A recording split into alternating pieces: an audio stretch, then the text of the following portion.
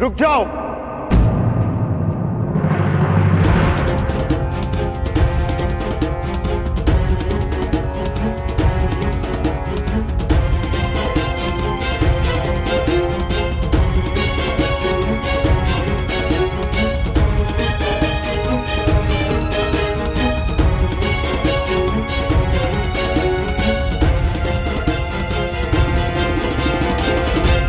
अंगराज, अंग हस्तिनापुर के अधीन है और हस्तिनापुर के युवराज होने के नाते मैं आपको आदेश देता हूं कि आप बाण नहीं चलाएंगे।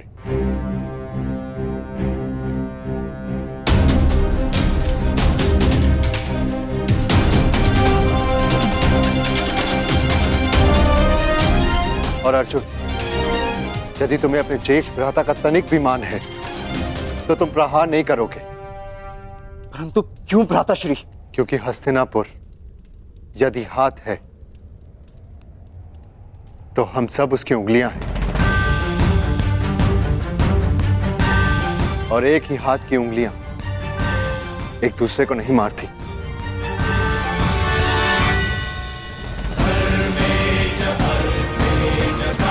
क्योंकि एक ही तनुर के बाण एक दूसरे को नहीं काटते।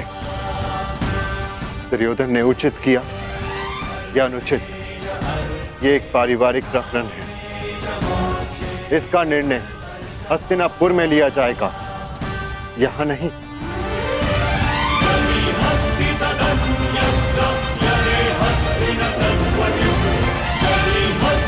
यदि यहां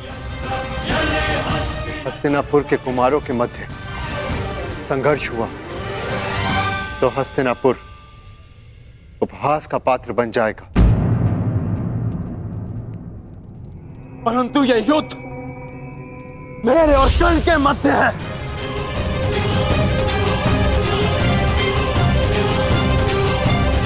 बाण नीचे करो अर्जुन।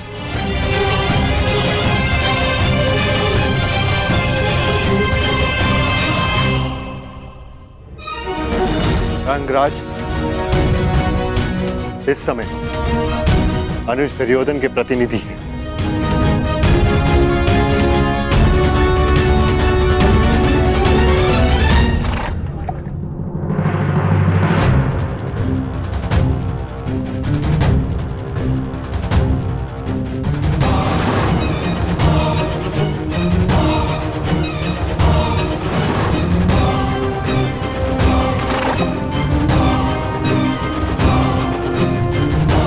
दुर्योधन,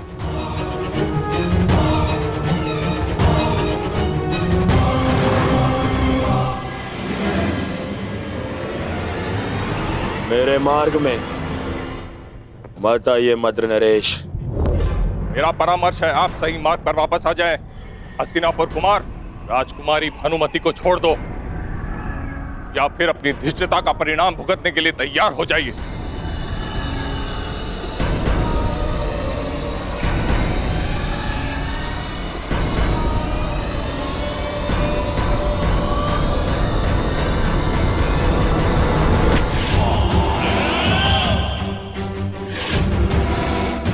परिणाम की चिंता व्यापारी करते हैं, दुर्योधन केवल युद्ध करता है। तो फिर किससे युद्ध करना चाहते हो? चुन लो।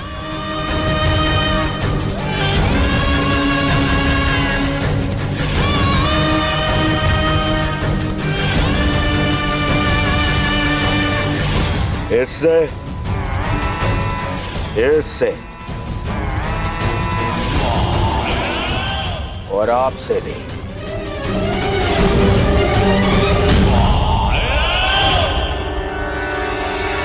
युवराज युधिष्ठिर, यदि कोई और दिन होता तो आपके इस तर्क की काट अवश्य प्रस्तुत करता, परंतु आज मेरे मित्र को मेरी सहायता की आवश्यकता है।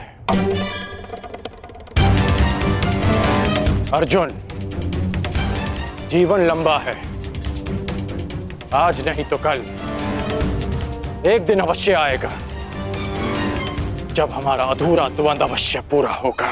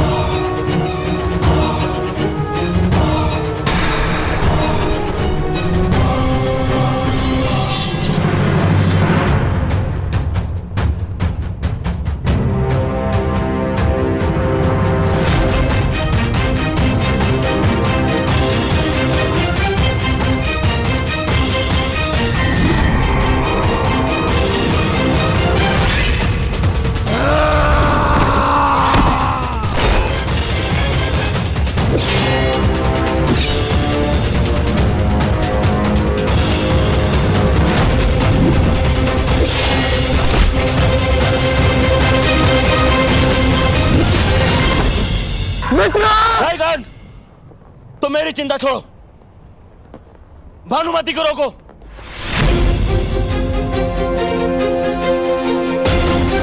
कौन? रोको उन्हें।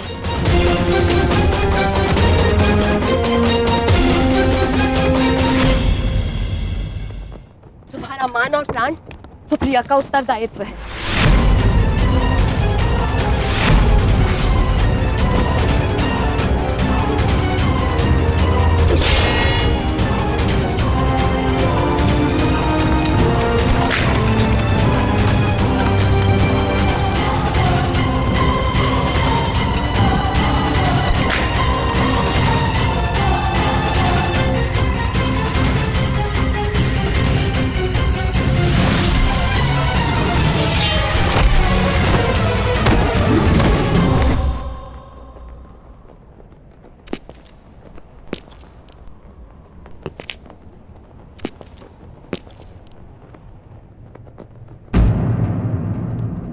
क्या हुआ दुर्योधन? बहुत बड़ी बड़ी बातें कर रहे थे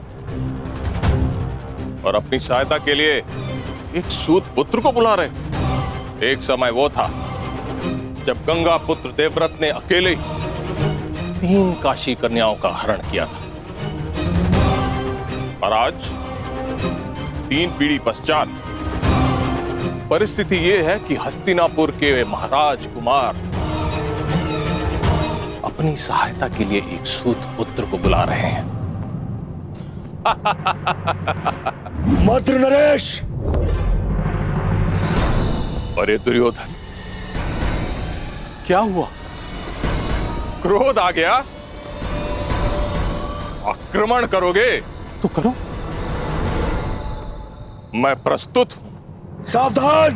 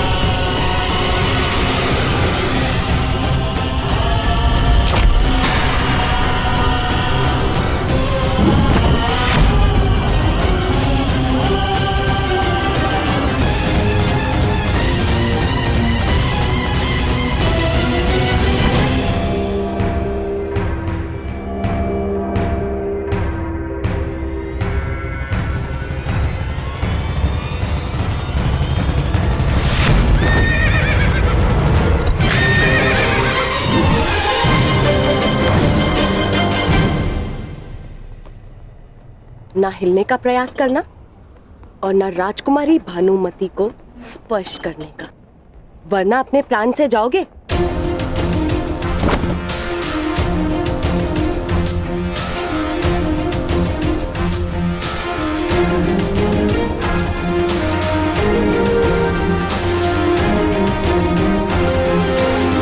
तो तुम द्वंद्व करना चाहती हो तो आओ, आगे बढ़ो।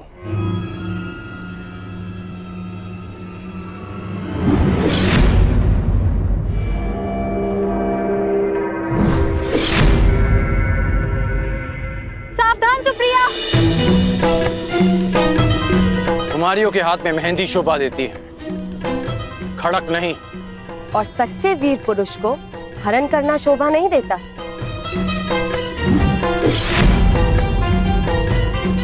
जितनी तीव्रता तुम्हारी जीभ में है, उतनी तीव्रता तुम्हारे प्रहार में नहीं कुमारी। रुक जा। जो रुक गया वो विजय कैसे प्राप्त करेगा?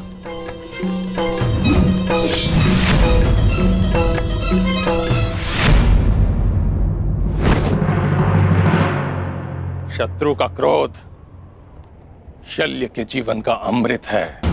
दुर्योधन, अब तुम्हारी सहायता के लिए कौन आएगा?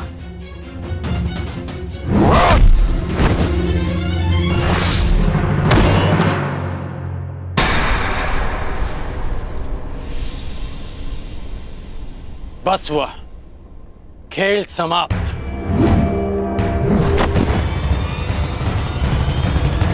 सुप्रिया! वीरांगना पराजित हुई, अब शांत रहना तुम्हारा धर्म है।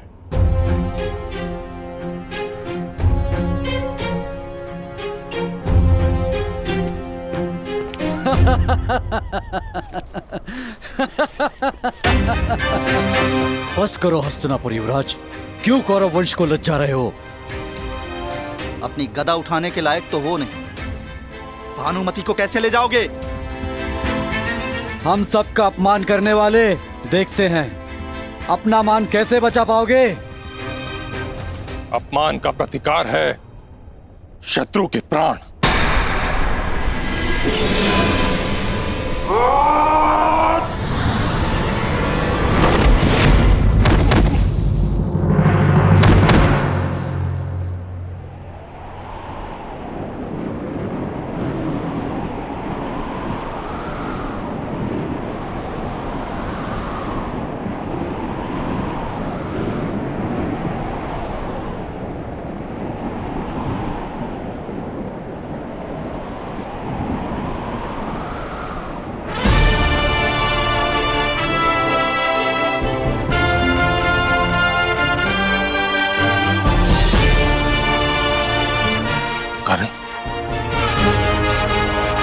और मित्रता का केवल एक प्रमाण होता है, समर्पण।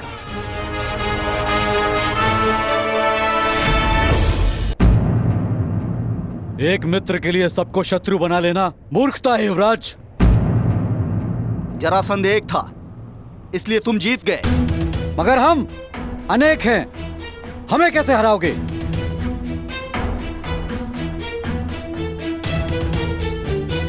राधे का केवल एक लक्ष्य है, परिवर्तन।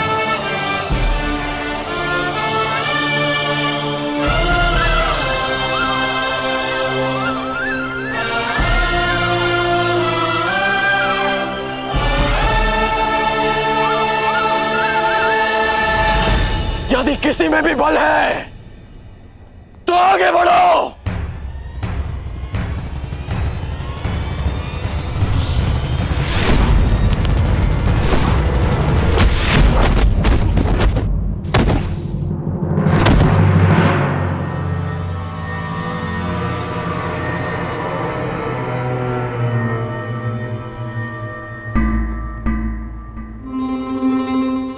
आनंद आएगा। स्वयंवर में विजय प्राप्त करने से अधिक तुम्हें पराजित करने में आएगा कर्ण। सुना है अंगराज में बहुत क्रोध है और शल्य को क्रोध का प्रतिकार करने में सबसे अधिक आनंद आता है।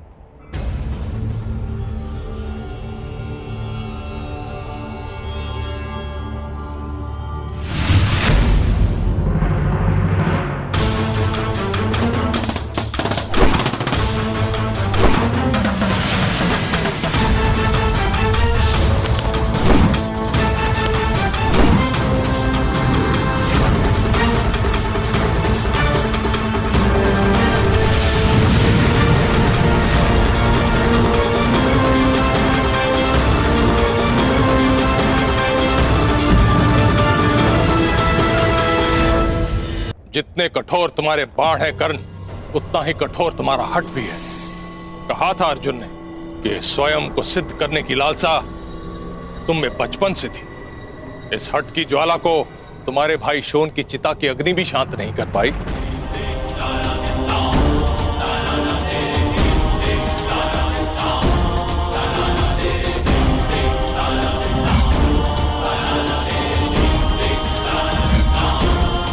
क्रोध आ रहा है कर्ण।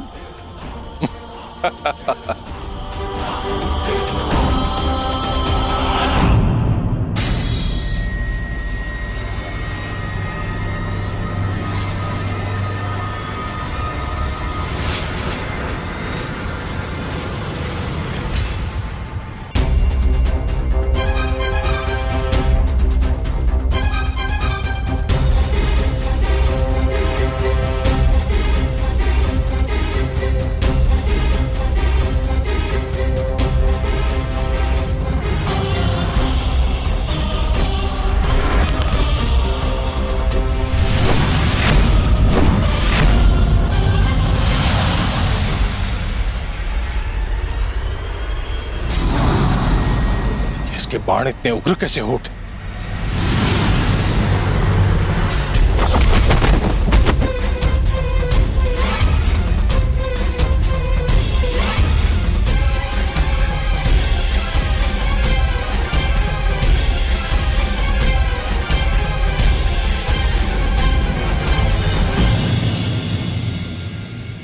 तुम्हारे क्रोध से मुझे शक्ति मिलनी चाहिए थी, फिर ऐसा क्यों नहीं हुआ?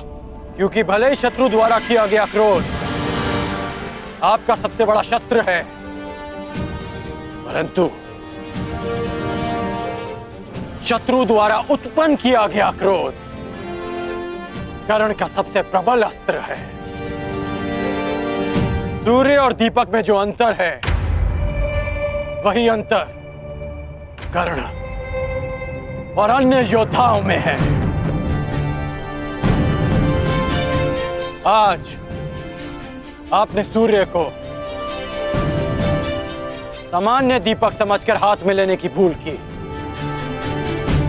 आज गुरु परशुराम का शिष्य कर्ण आपके सामने खड़ा है।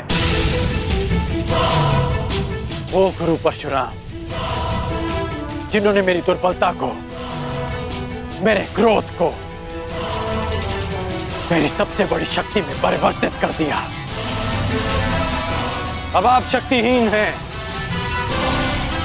आप मेरे बाणों का तेज नहीं सह पाएंगे और ना ही मेरे नागपाश का बंधन तोड़ पाएंगे।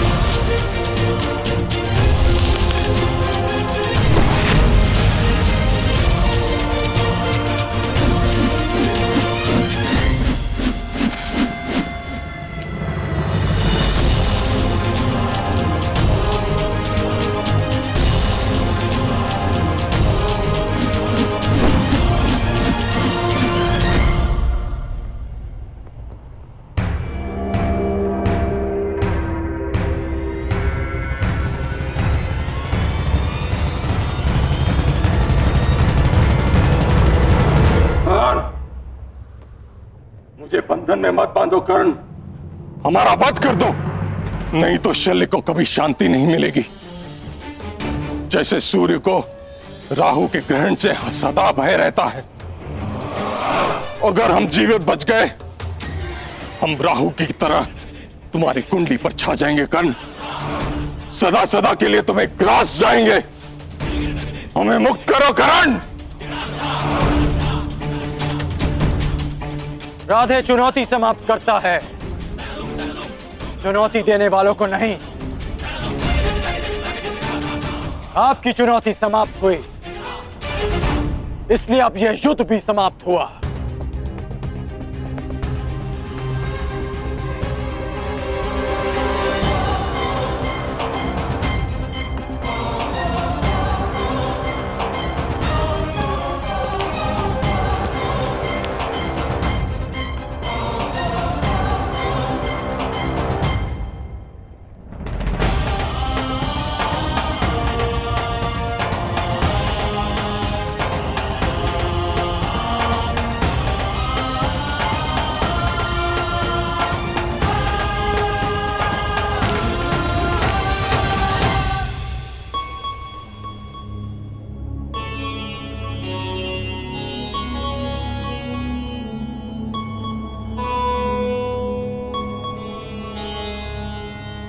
सखी, मैं तुम्हें छोड़कर कहीं नहीं जाऊंगी।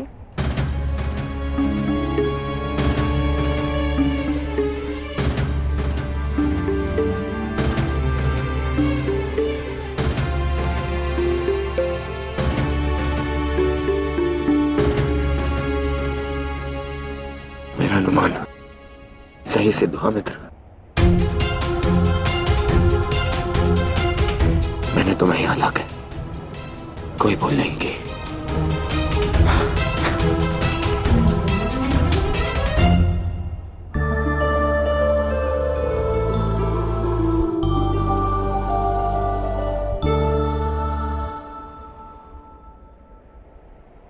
चंद्रमा की ओर देख के समय व्यर्थ मत करो कर्ण। तुम्हें अभी एक और वचन को पूर्ण करना है। पूर्णिमा के पूर्ण होने से पूर्व हमें अंग प्रदेश पहुंचना है। चलो मित्र।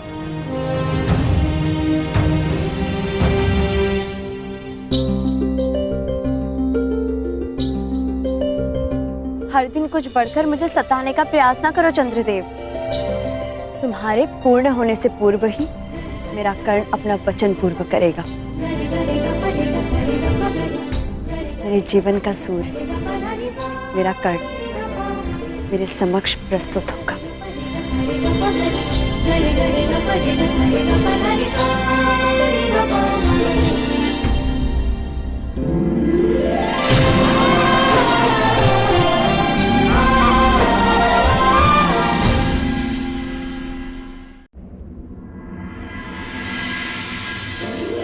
जिसने जरासंध का मान मर्दन किया वो तुम्हारा भी अभिमान तोड़ेगा चंद्रदेव।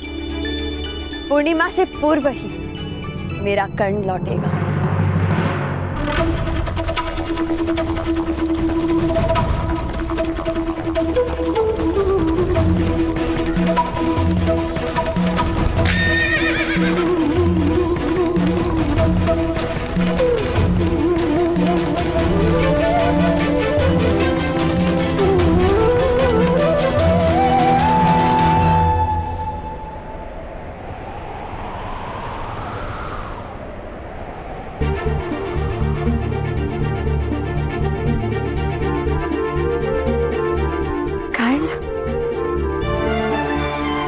तुमने अपना वचन पूर्ण किया कर्ण।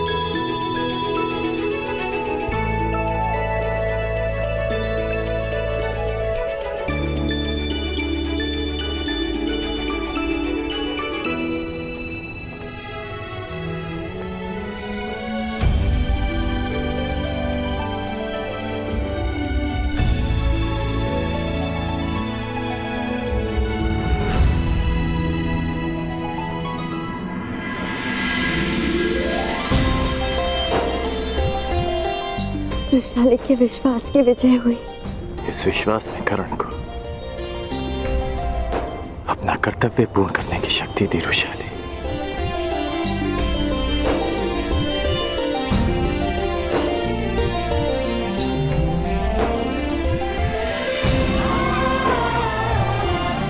ऐसे क्या देख रहे हो? बचपन का वो पल स्मरण हो उठा।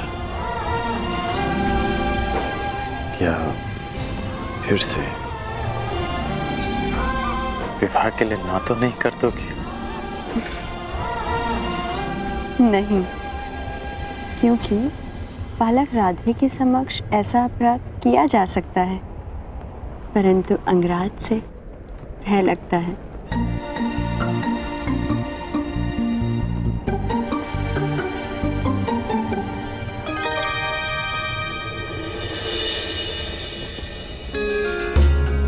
प्रणिपात कुमार।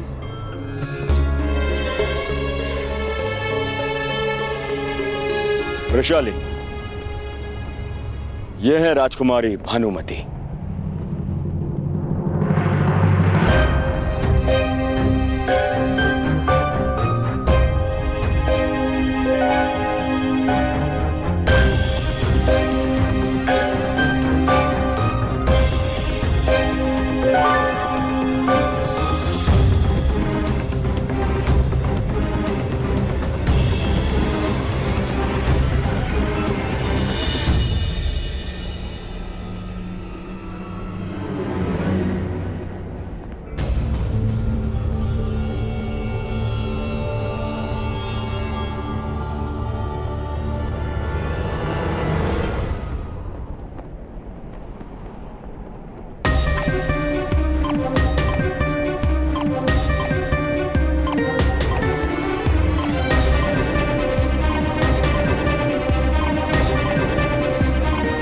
क्या हुआ?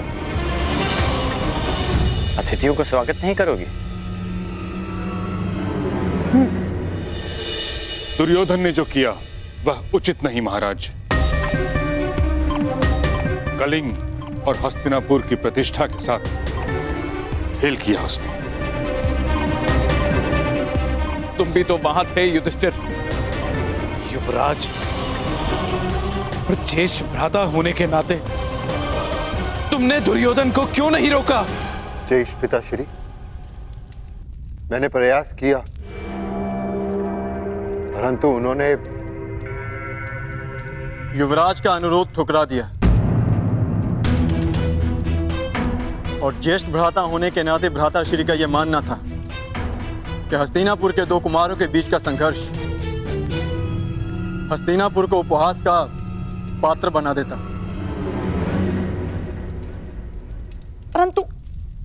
परंतु मुझे ये समझ नहीं आता कि ये विवाद हो क्यों रहा है। वरण और अपहरण दोनों का संबंध शताब्दियों से चलता आ रहा है, शताब्दियों से। और कई सारे उदाहरण भी हैं जहां वीरों ने कन्याओं का अपहरण करके और विवाह भी किया। स्वयंवर में हरण होते हैं, किंतु वह तभी मान्य होते हैं जब कन्या की सहमति हो।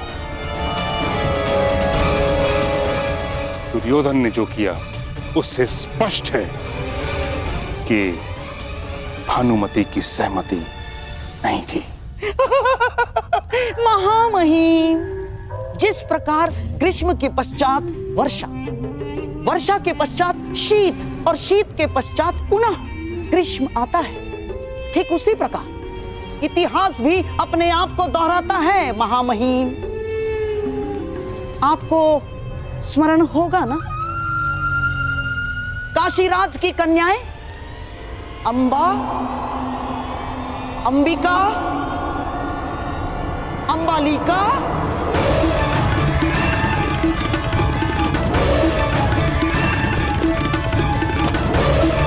बस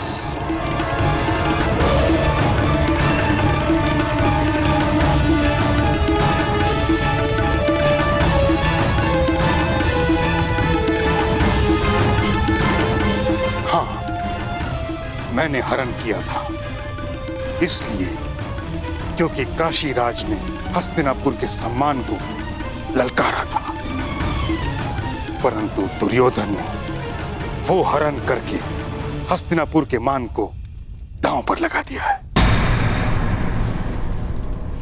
जो मैं कभी होने नहीं दूंगा।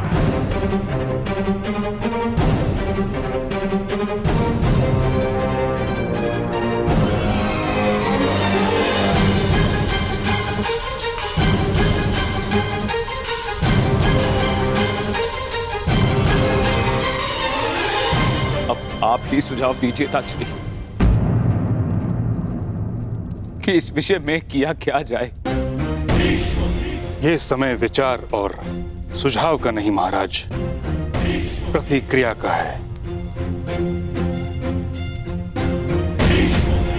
दुर्योधन और कर्ण कलिंग से निकल चुके हैं, अर्थात वो दोनों अंग प्रदेश की ओर जा रहे हैं। मैं शीघ्र ही अंग प्रदेश की ओर प्रस्थान करना चाहता हूं। प्रयास ये है कि कलिंग कुमारी को सकुशल कलिंग लौटा दिया जाए।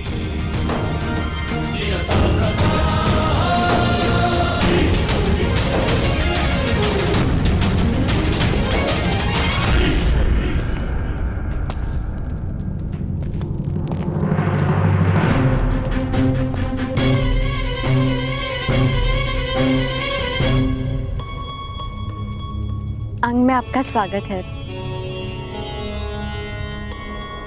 प्रणिपात राजकुमारी।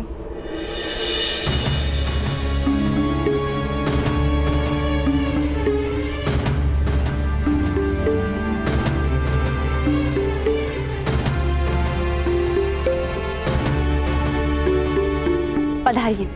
पधारिए पधारिए।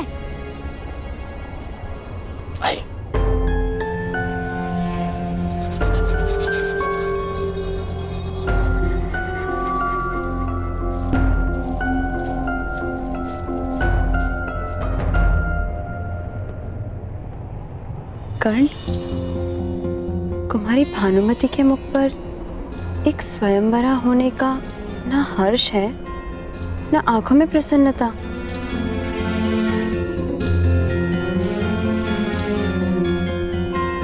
क्योंकि वो स्वयंवरा नहीं है रुशाली।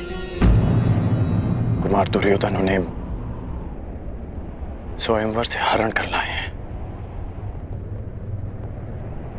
और तुमने इस कार्य में उनका साथ दिया?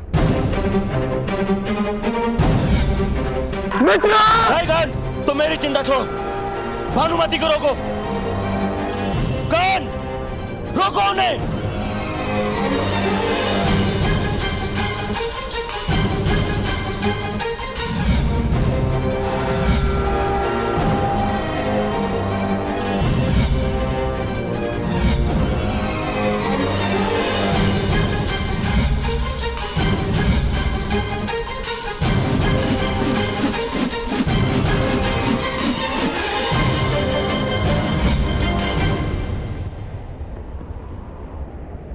मैं केवल अपना कर्तव्य निभा रहा था रुशाली, और मेरा कर्तव्य है अपने मित्र की रक्षा करना और उन्हें दिए वचन को पूर्ण करना।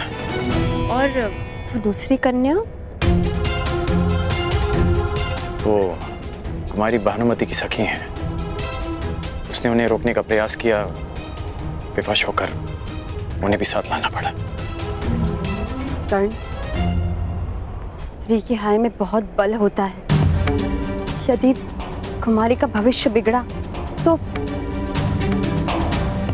विशाल, कुमार दुर्योधन का उद्देश्य है हमारी भानुमति से विवाह करना, जो वो अवश्य करेंगे। ठीक है, इतनी लंबी यात्रा से आए हैं, मैं इन्हें भोजन करा देती हूँ। स्त्री हूँ, इसीलिए कदाचित अपने मन की बात मुझे बता सके।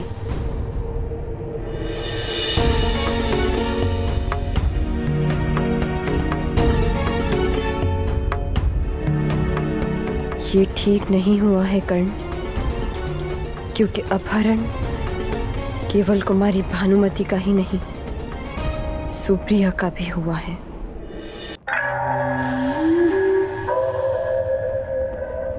अंग प्रदेश जाने की जितनी शीघ्रता आपको है, उससे कई अधिक शीघ्रता शकुनी को है।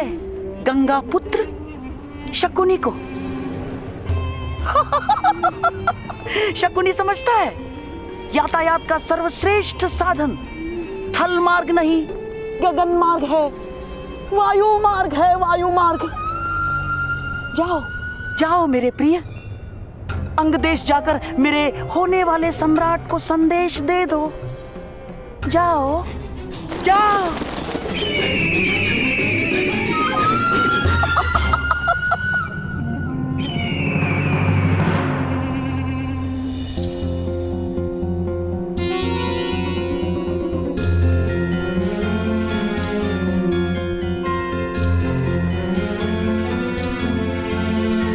सखी, तुम क्या करोगी सुप्रिया? मैं समझी नहीं।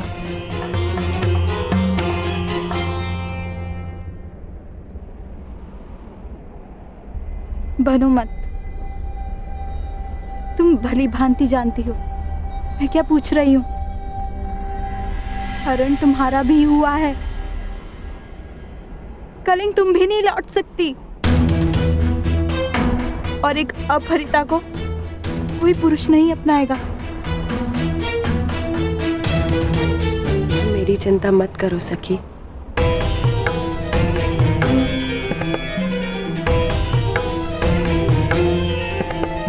मैं तो कहीं भी चली जाऊंगी। नहीं, तुम मेरी सखी हो, और सखी होने से पूर्व एक स्त्री, और हर स्त्री के मान का मूल्य होता है सुप्रिया।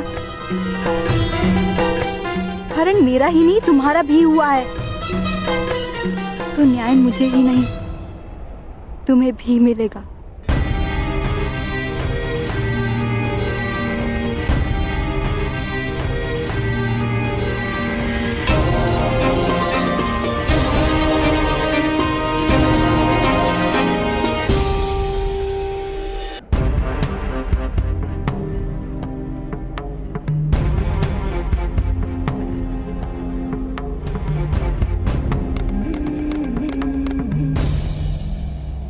सब शुभ हो रहा है वैशाली। देखो कौन आया है।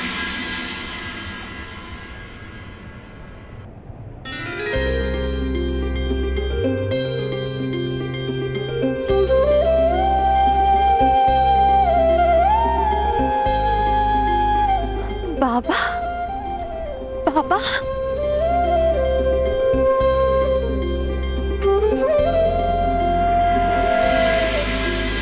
अपनी पुत्री पर विश्वास करके भी उसे नाप ना पाना, ये मेरे आत्मविश्वास का खोट था। इसीलिए मैं लौटकर आया हूं।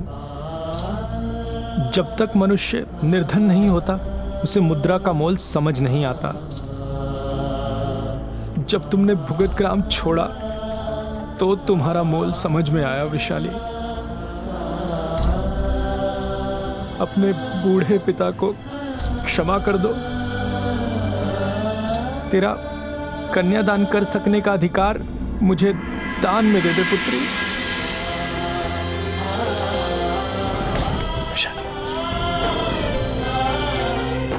पिता और प्रेम की राशि भी एक होती है।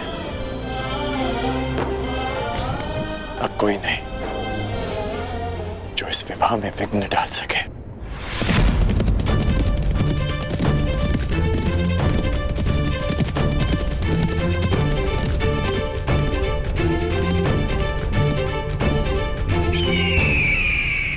ये तो मामाश्री का पालतू पक्षी है।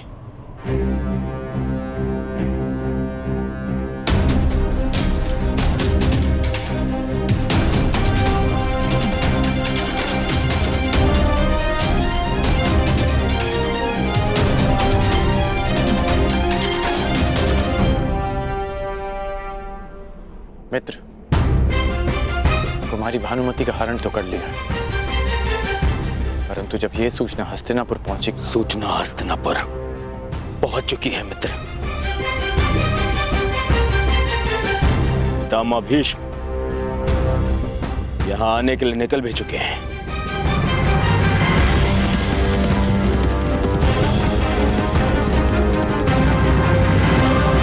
मुझे अभी और इसी क्षण भानुमति से विवाह करना है, और वो भी यहीं अंग में।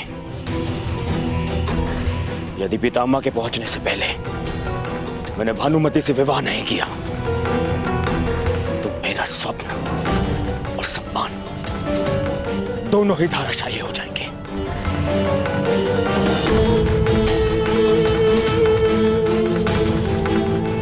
परंतु मित्र, तुम्हारी भानुमति, क्या वो इस विवाह के लिए अपनी स्वीकृति देंगी?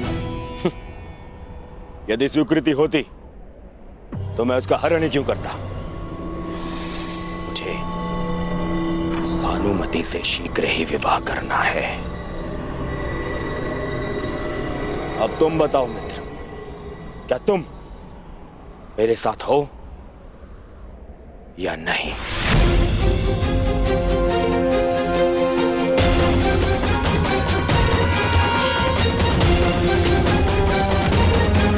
मित्रगण,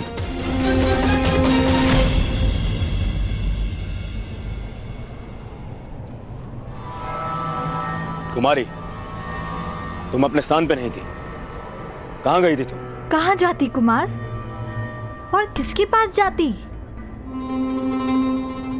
जिस प्रकार वृक्ष से टूटा फल पुनः अपनी ढाल पर नहीं लग सकता, उसी प्रकार एक अपहृता कन्या अपने पिता के घर वापस नहीं लौट सकती। और उनके अतिरिक्त कहां जाती? एक और अंबा बन जाती और हर एक योद्धा से अपने अपमान का, अपने तिरस्कार का प्रतिकार मांगती। ये संभव नहीं, ये संभव नहीं है कुमार। अर्थात तुम इस विवाह के लिए प्रस्तुत हो?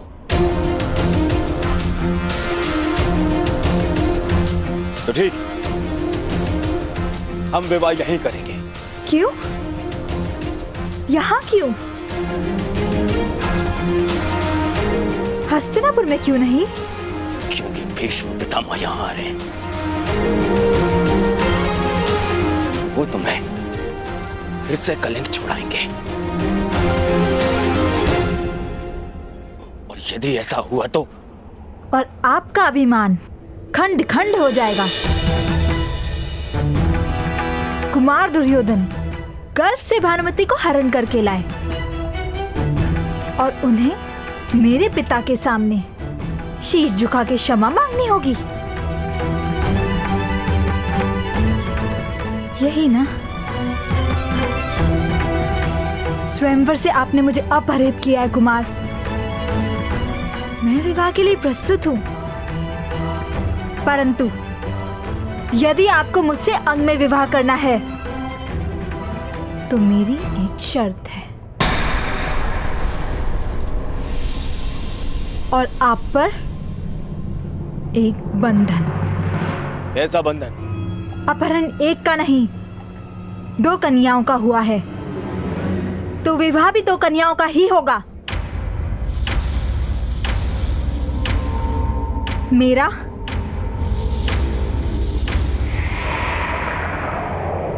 और सुप्रिया का।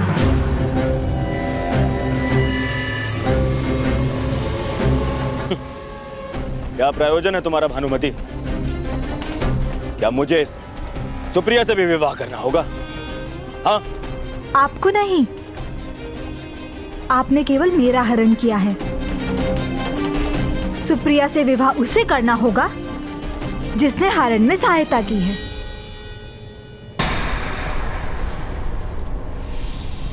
अंगराज कर्ण को।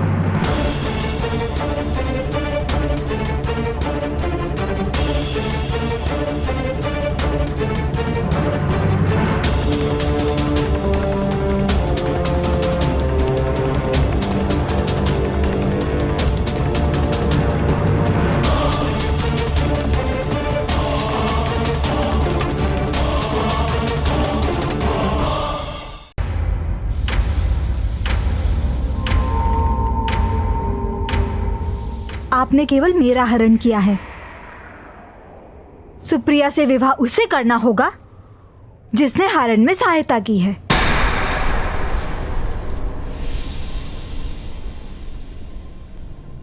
अंगराज कर्ण को।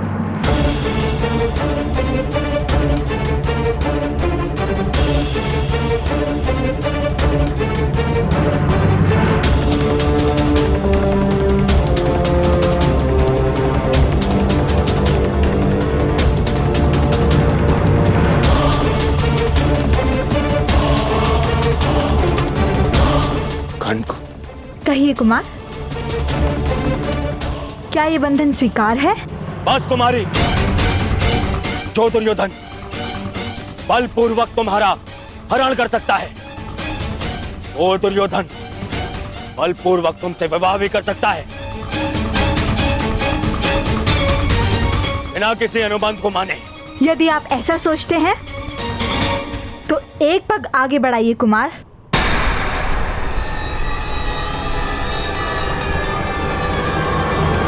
सखी,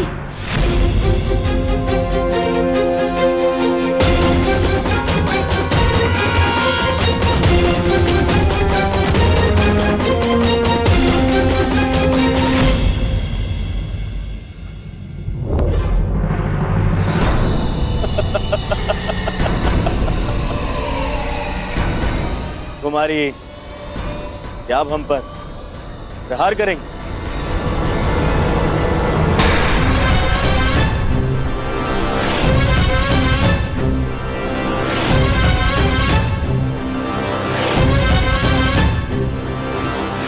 यदि आपने मेरी शर्त माने बिना मुझे विवाह के लिए विवश किया तो आपका विवाह मेरे शब्द से होगा।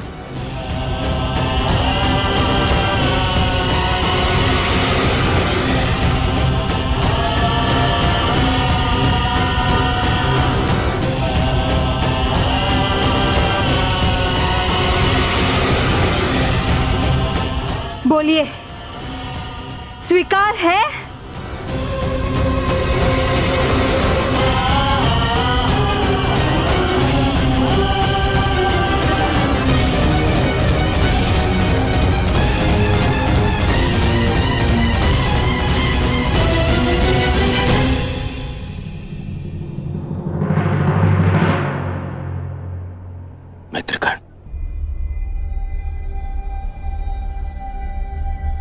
प्रश्न मेरे विवाह का ही नहीं है,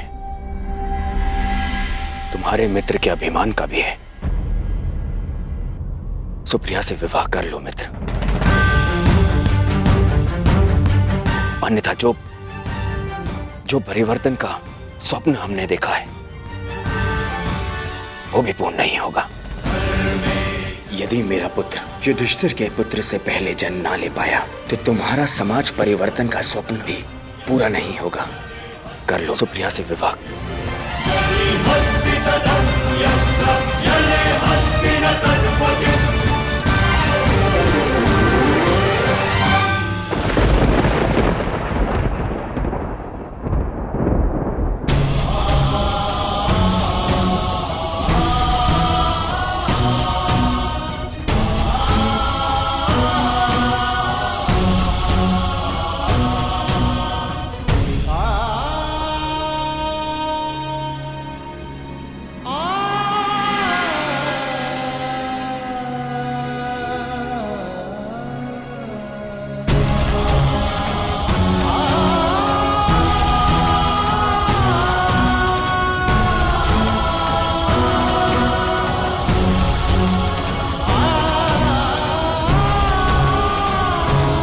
नहीं सके, कटार हटाओ।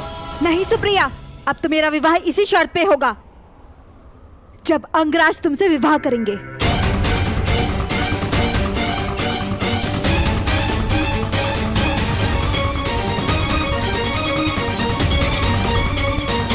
और यदि ऐसा नहीं हुआ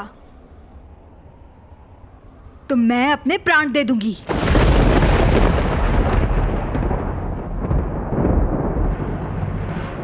फिर सारे संसार को ज्ञात हो जाएगा कि किस प्रकार हस्तिनापुर के महाराजा कुमार ने अपने मित्र कर्ण के साथ मिलकर दोनों कन्याओं के साथ अन्याय किया।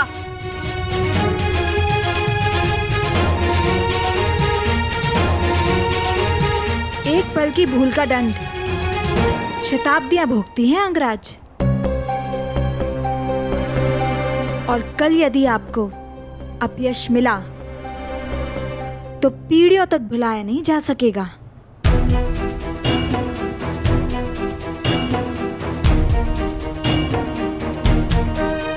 कहिए कुमार दुर्योधन, क्या आपको यह शर्त स्वीकार है?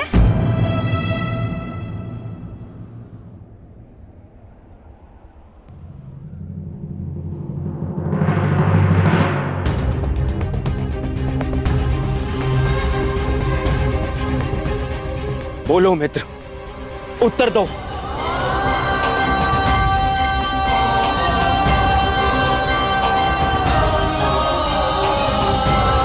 यदि तुमने सुप्रिया से विवाह नहीं किया तो सारे संसार में अपयश फैल जाएगा कि हम दोनों अन्यायी हैं। वो कर्ण जो सदैव न्याय के लिए लड़ता रहा, उसे लोग अन्यायी कहेंगे।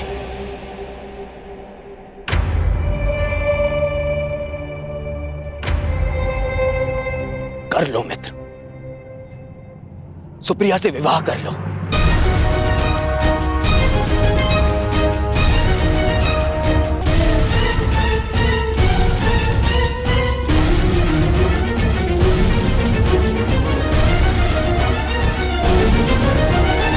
नहीं मित्र,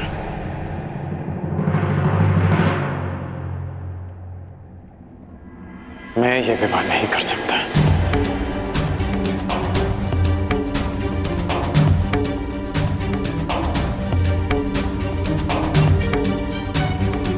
तुम मेरे मित्र हो,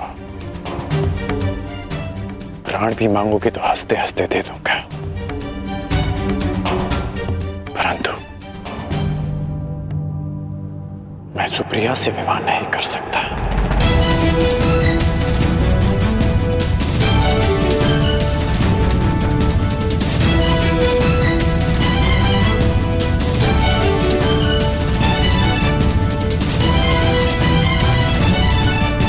मित्र,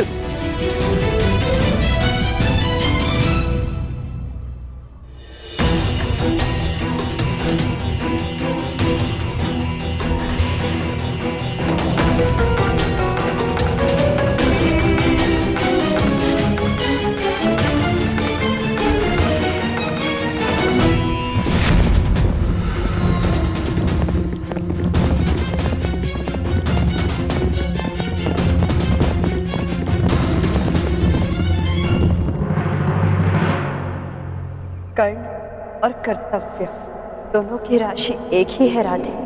जिसके साथ जीवन के मार्ग पर चलना है उसके कर्तव्य के मार्ग पर बाधा नहीं बनेगी ये वृषा।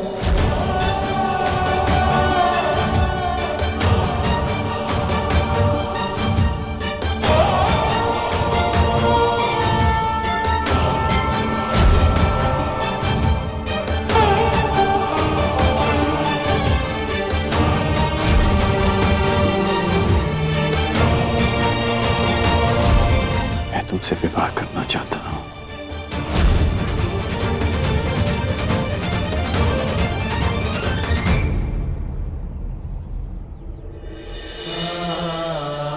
पहली बात, वो मेरा घर नहीं हमारा घर होगा और खिड़की से ऐसा दृश्य होगा जहां से सूर्य भी दिखे और चंद्रमा।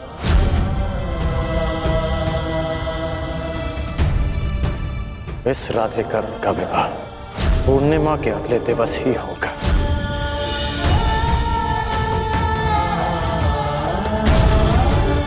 इन पुष्पों का एक गुण नहीं होगा हमारे प्रेम, ये हमारा प्रेम कभी मुरझाएगा नहीं। जब भी वृषाली को देखता हूं तो अनुभव होता है कि हाँ, मुझे उसके लिए संघर्ष करना है। हरण तुम्हारा भी हुआ है और एक अपहरिता को कोई पुरुष नहीं अपनाएगा। सुप्रिया से विवाह उसे करना होगा जिसने हरण में सहायता की है, अंगराज कर्ण को। एक पल की भूल का दंड शताब्दियां भुगती हैं अंगराज। कल यदि आपको अपयश मिला तो पीढ़ियों तक भुलाया नहीं जा सकेगा। यदि तुमने सुप्रिया से विवाह नहीं किया तो हम दोनों का वो परिवर्तन का स्वप्न अधूरा रह जाएगा मित्र।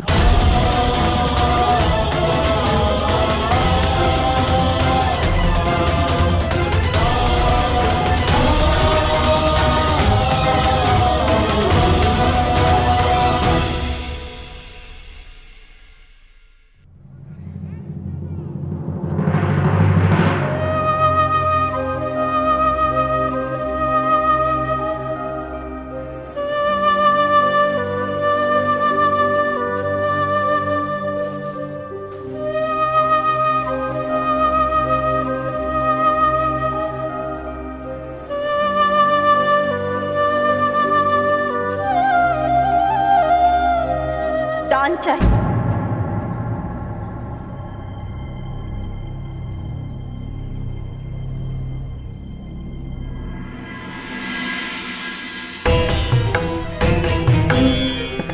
दान चाहिए अंगराज कर्ण।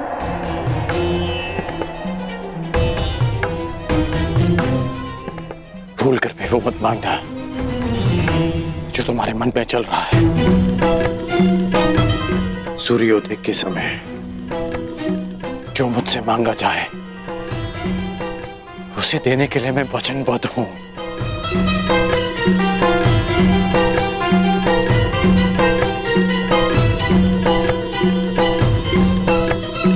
भूल गए कर्ण, कर्तव्य और कर्ण की राशि एक ही है। और वृषाली तुम्हारे जीवन रूपी रथ की सारथी।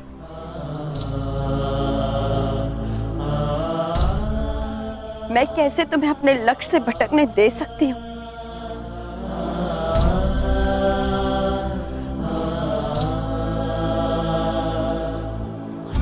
तुम भूल रही हो वृषाली कि तुम मेरी जीवन सारथी होने के साथ साथ जीवन संगनी बनने जा रही हो।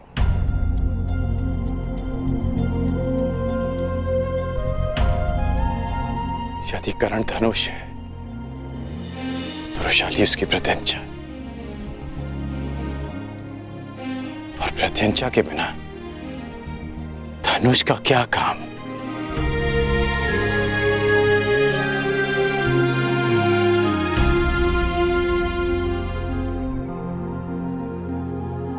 प्रत्यंचा कोई भी होकर धनुष का कर्तव्य है लक्ष्य भेद करना, और तुम्हारा लक्ष्य है समाज का परिवर्तन। और परिवर्तन की चाह रखने वालों को त्याग करना पड़ता है कर्ण।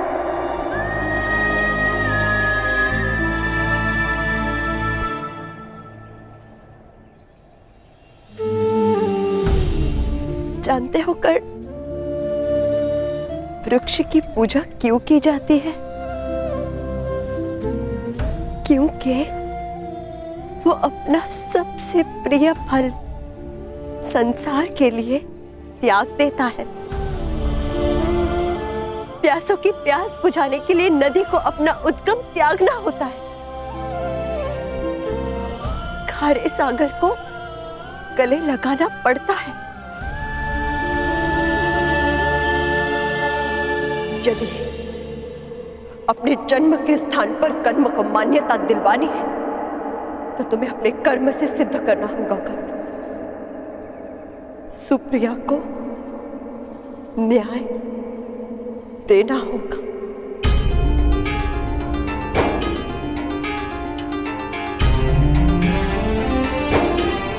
उसे न्याय देने के लिए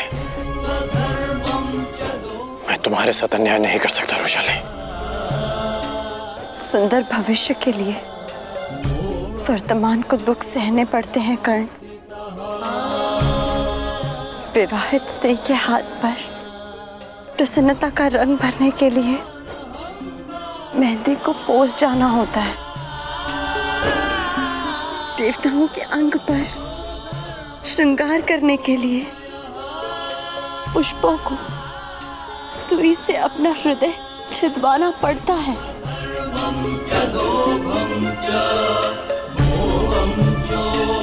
परिवर्तन का ये स्वप्न मैंने तुम्हारे साथ मिलकर देखा है।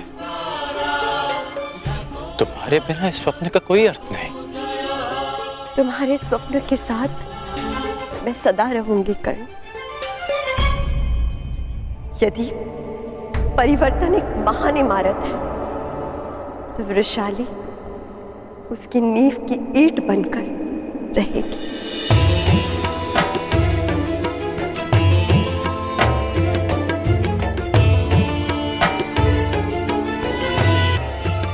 अर्थात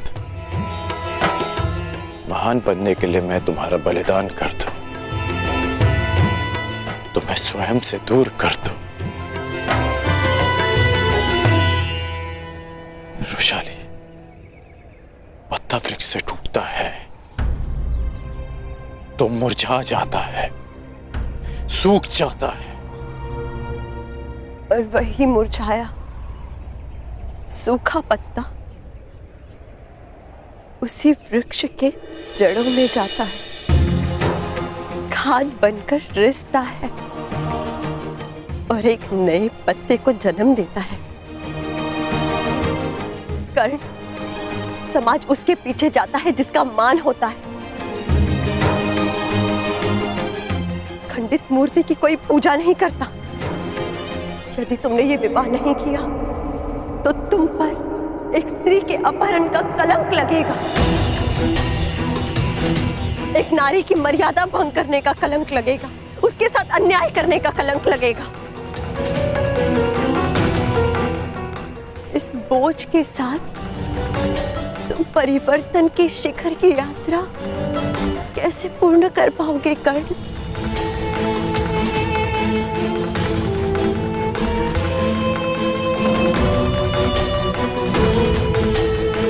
तुम जीवन भर महामहिम भीष्म के विरुद्ध खड़े रहे, उनकी अनीति अन्याय की आलोचना करते रहे, परंतु आज तुम वही करने जा रहे हो कर्ण जो महामहिम भीष्म ने अम्बा के साथ किया।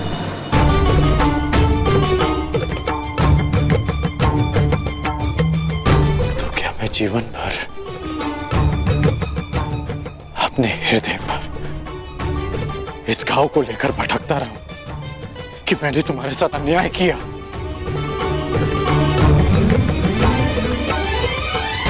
कर्ण, समाज के लिए अनाज उपजाने वाले किसानों को अपने हाथ पर छाले लेने पड़ते हैं।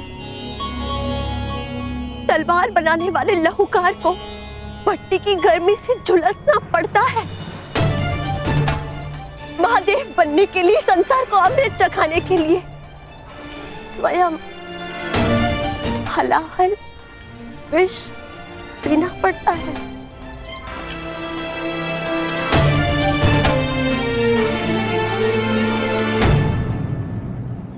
तुम अपने लक्ष्य से नहीं डिग सकते कर्ण, ना ही मैं तुम्हें डिगने दूंगी।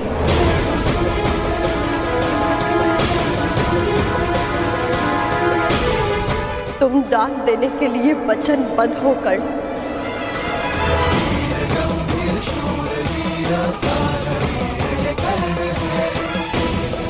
सूर्य को साक्षी रखकर वचन दो कर्ण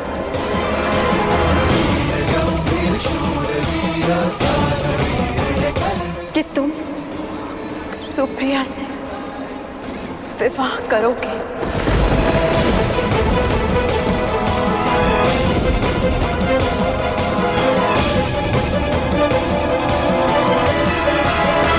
दान दो अंगराज,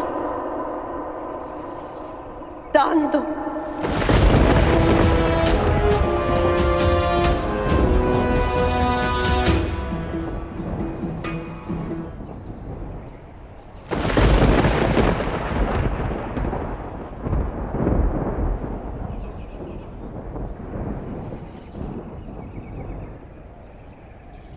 कितना विचित्र है रुशाली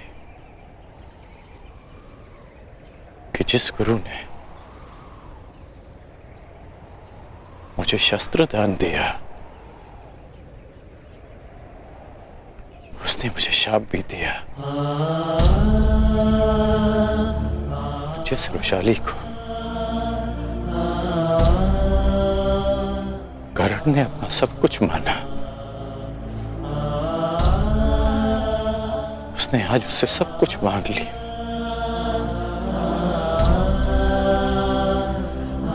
आज सूर्य की किरणों ने सूर्य से उसका तेज मांग लिया।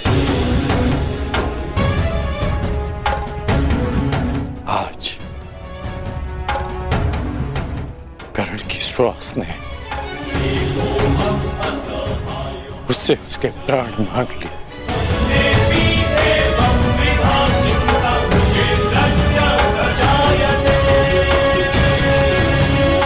वचन देता हूं कि मैं ये दान दूंगा, इसलिए नहीं कि मुझे परिवर्तन लाना है,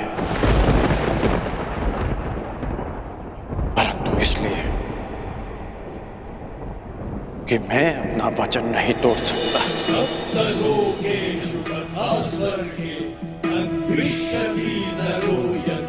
सूर्य को साक्षी मानकर ये सूत पुत्र राधेकर्ण वचन देता है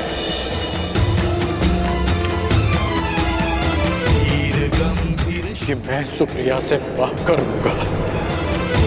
गंभीर शूरवीर